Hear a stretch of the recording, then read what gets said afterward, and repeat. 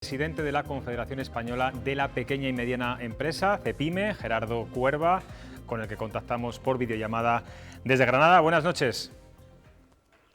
Hola, muy buenas noches. Señor Cuerva, la negociación de los ERTEs ha sido dura. COE y CEPIME lucharon hasta el final para que se incluyera en estas ayudas al sector del comercio, a la hostelería y a la restauración. Yo no sé qué le parece que los sindicatos firmaran un principio de acuerdo con el Gobierno sin tener en cuenta, digamos, a los sectores más dañados por la pandemia. Bueno, quitamos hierro al asunto. Yo creo que lo más importante es remarcar la importancia del diálogo social. Yo creo que esa experiencia que durante los últimos más de 40 años ha demostrado tanto empresarios como sindicatos que realmente conocen la realidad del lado de los trabajadores y del lado de la empresa, hace que el diálogo social tome máxima relevancia. Hemos conseguido convencer al gobierno que los expedientes de regulación temporal de empleo tenían que llegar a la empresa que realmente lo necesitaba, y yo creo que en ese sentido, aún en cualquier negociación, te dejan muchos peros en la gatera. Tenemos que estar satisfechos por dar esos pasos hacia adelante. Bueno, me parece bien que no quiera hacer sangre con los sindicatos. En cualquier caso, los ERTEs han supuesto 24.000 millones más o menos a las arcas del Estado en los últimos 6 meses. Ahora se prorrogan hasta el 31 de enero. ¿Hasta cuándo se puede estirar estas ayudas? Bueno, yo creo que estamos todos convencidos. A mí lo que no entiendo cómo el gobierno abre y cierra los ERTE temporalmente cada 2 meses, cada 3 meses, como se está haciendo. Nosotros somos partidarios de empaquetar la medida, que es una medida que protege el empleo, que hace que las listas de paro no se aumenten, la empresa puede mantener a sus trabajadores, la hagamos, la acompañemos según esté la pandemia. Si la pandemia continúa, desgraciadamente, pues la herramienta debería de funcionar y no estar constantemente, y creo que no es lo que tenemos que hacer a día 29 de septiembre, que ni empresarios ni trabajadores sepan qué va a ocurrir con ellos. Eso no crea certidumbre, no genera confianza, y yo creo que es una mala acción por parte del gobierno. Por cierto, ustedes han sido siempre muy críticos, ustedes y también COE, con Podemos, sobre todo bueno, pues las constantes ataques de Pablo Iglesias a las empresas y a las grandes empresas. ¿Qué valoración hace en esta negociación de los ERTEs de la ministra de Trabajo, que es del Grupo Podemos? Bueno, yo creo que agua pasada no mueve molino. Realmente, como te decía, el gobierno de España estaba equivocado en el diagnóstico. Quería aplicar a una serie de empresas los expedientes de regulación temporal de empleo. Y insisto, porque creo que es muy importante, nosotros decíamos que el expediente de regulación temporal de empleo, esos ERTE, lo tenían que tener las empresas que lo necesitaran, estuvieran en el sector que estuvieran y estuvieran en el territorio que estuvieran. Señor Cuerva, estamos viviendo una auténtica guerra ahora mismo entre administraciones por el confinamiento de Madrid. Hoy la patronal madrileña calculaba que cerrar la capital 2 semanas costaría 5.600 millones a la economía española y que las empresas de la Comunidad de Madrid perderían 600 millones. Bueno, yo no sé si comparte estos datos preocupantes. ¿Qué va a ocurrir? Bueno, la patronal de Madrid tiene perfectamente cuantificado cómo funciona la Comunidad de Madrid, pero yo lo que sí digo es que todo el mundo habla de la segunda ola, pero ¿dónde están las medidas que llevamos pidiendo la pequeña y mediana empresa desde el mes de marzo? ¿Dónde está esa ampliación de los ICOs? Porque recuerdo que la pequeña y mediana empresa española se ha endeudado en más de 100.000 millones de euros. Esos préstamos hay que devolverlos. Necesitamos el aumento de carencia, puesto que la actividad no ha arrancado. ¿Dónde están los incrementos de la moratoria fiscal? ¿Dónde están esos planes por sector para incrementar la demanda que se ha derrumbado? ¿Dónde está el problema para el pequeño empresario, para la pequeña empresa relacionado con los alquileres? No hay solución todavía encima de la mesa. Y lo que no podemos estar es discutiendo que la ola viene, pero que sí así, que sí así no, que así sí. Y realmente al final la ola nos entierra.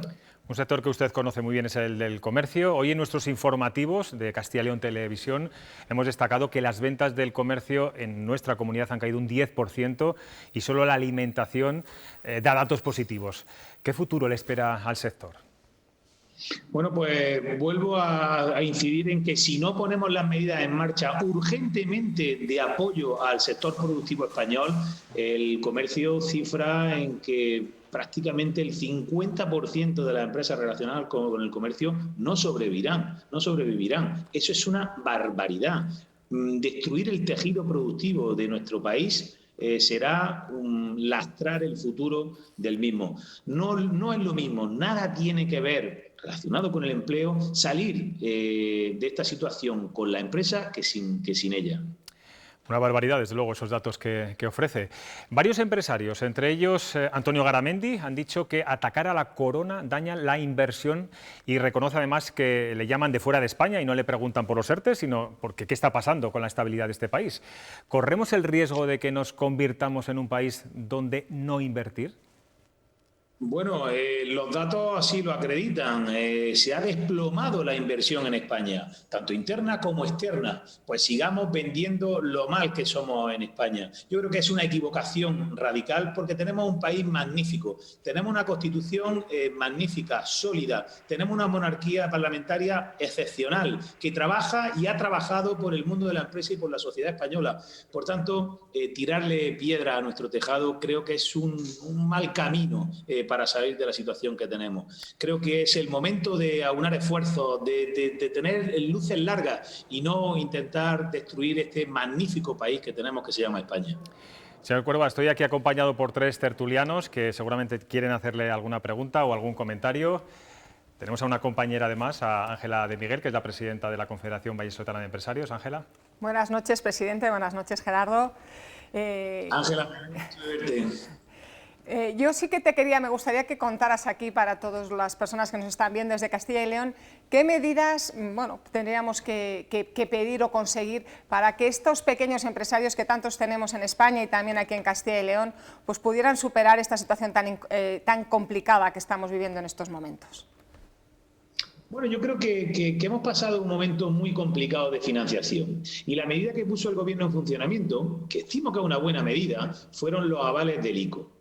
Y esos avales del ICO, como decía antes, han sido más de 100.000 millones de euros lo que la empresa se ha endeudado, que no nos han regalado el dinero, nos hemos endeudado en más de 100.000 millones de euros. Pensando, con una carencia, solo pagamos intereses durante un periodo y luego amortizaríamos intereses más capital. Pero realmente la actividad no arranca. Tenemos que incrementar ese periodo de carencia si realmente no queremos que sucumba la empresa.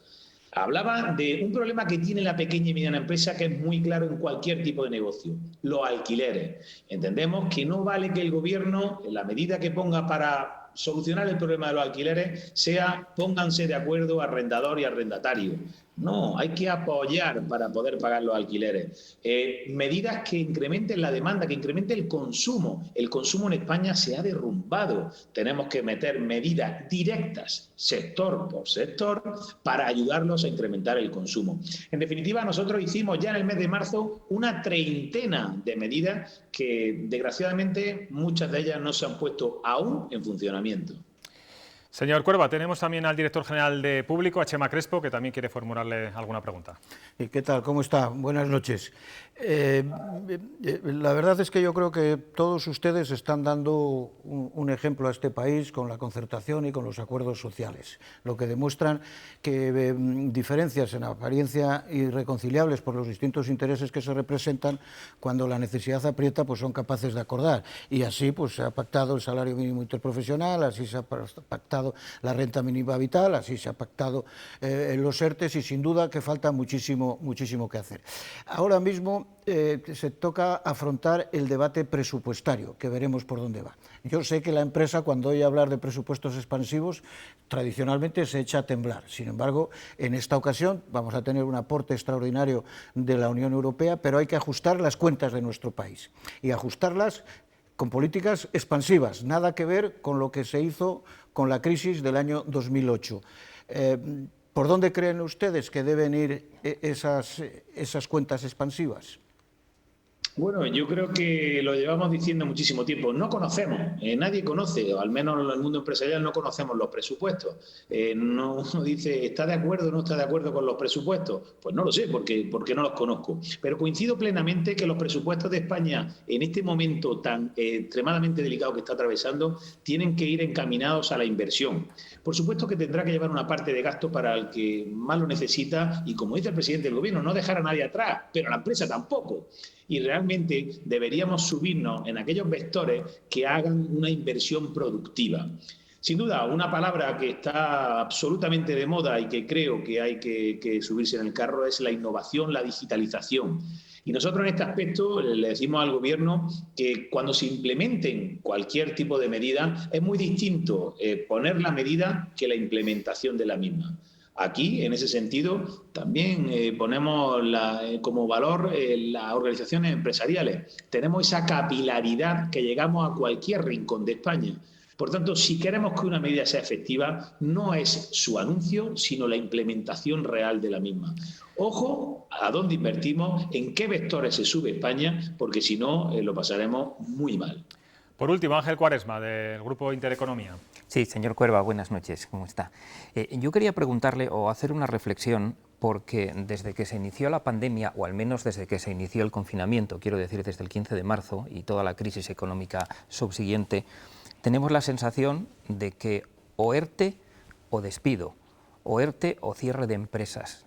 ¿Hay alguna otra solución al ERTE que no sea? No estoy en contra de los ERTE en este momento, en esta situación, pero mi pregunta es si no hay otra solución. Y como no me va a dejar José Luis, le voy a hacer una segunda pregunta. Dígame si mañana sale el paro y si tiene los datos. Si nos da la exclusiva, por supuesto. No tengo los datos, pero desgraciadamente imagino que el paro y desgraciadamente subirá. Estamos en un momento de restricción total, no, como decía, la demanda se ha desplomado, el consumo se ha desplomado y realmente estamos atravesando mala situación. Los ERTE son una buena medida, lo decía antes, porque mantienen el empleo, no engordan las listas del paro y la empresa puede mantener a su plantilla. Yo creo que esos ERTE estaría bien acompañarlos de formación. Yo creo que las personas que desgraciadamente no puedan estar trabajando hoy en su empresa, sería muy bueno que incrementaran sus cualificaciones, sus aptitudes de cara a las cualidades que tiene cada persona para que mejoren en esta situación venidera. Así que yo creo que hay muchas más medidas, como le decía, y los ERTE entiendo que han sido efectivos para mantener el empleo hasta el día de hoy. Pues Gerardo Cuerva, presidente de CEPIME, muchas gracias por atender a Castilla y León Televisión, a este programa, cuestión de prioridades, y suerte en el mundo de la empresa, que realmente lo necesitan, y con los datos que nos está dando hoy usted, la verdad es que se avecinan tiempos complicados. Muchísimas gracias siempre a vosotros.